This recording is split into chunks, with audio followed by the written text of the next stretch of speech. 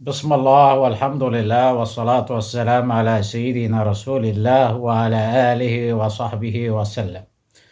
أحبتي وأخواني في الله تعالى، السلام عليكم ورحمة الله وبركاته.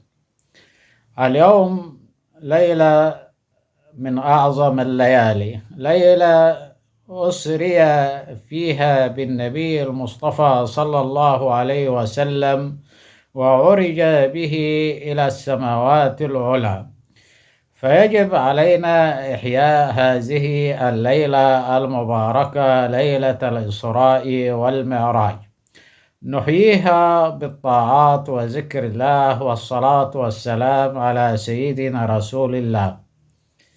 هذه الليلة، ليلة الإسراء والمعراج، تبدأ من مغرب اليوم الخميس الموافق 26 من شهر رجب إلى فجر غدا الجمعة الموافق 27 من شهر رجب.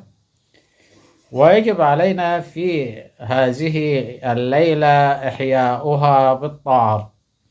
أولا، نكثر من الصلاة على النبي صلى الله عليه وسلم بصيغة الفاتح، وهي: اللهم صل وسلم وبارك على سيدنا محمد الفاتح لما أغلق والخاتم لما سبق وناصر الحق بالحق والهادي إلى صراطك المستقيم، وعلى آله وصحبه حق قدره ومقداره العظيم.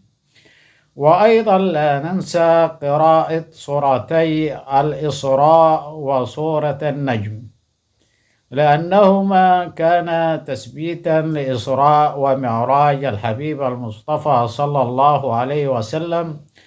ونكثر من الدعاء، وخاصة هذا الدعاء: اللهم إليك أشكو ضعف قوتي وقلة حيلتي وهواني على الناس. ونكثر من جميع الأدعية المأثورة عن الحبيب المصطفى صلى الله عليه وسلم، وندعو بكل ما طاب ولذ من الأدعية المباحة في سنن الحبيب المصطفى صلى الله عليه وسلم.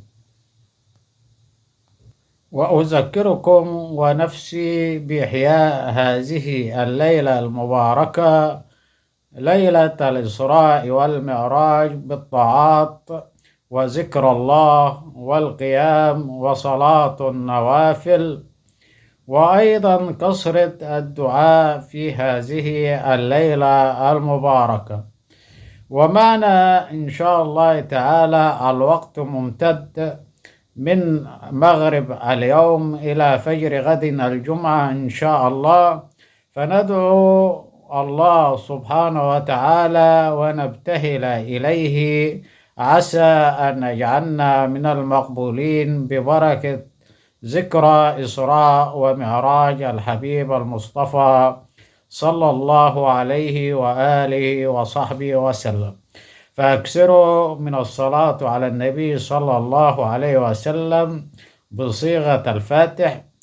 وأيضا لا تنسوا قراءة سورتي الإسراء والنجم. وأيضا أكثروا من الدعاء وتوجهوا إلى الله سبحانه وتعالى بقلوب صادقة وصافية، مع الذل والانكسار والخشوع لله سبحانه وتعالى. وكل عام وأنتم بخير، وذكرى طيبة علينا وعلى جميع الأمة الإسلامية. تحياتي لكم، وطبتم وطابت أوقاتكم، والسلام عليكم ورحمة الله وبركاته.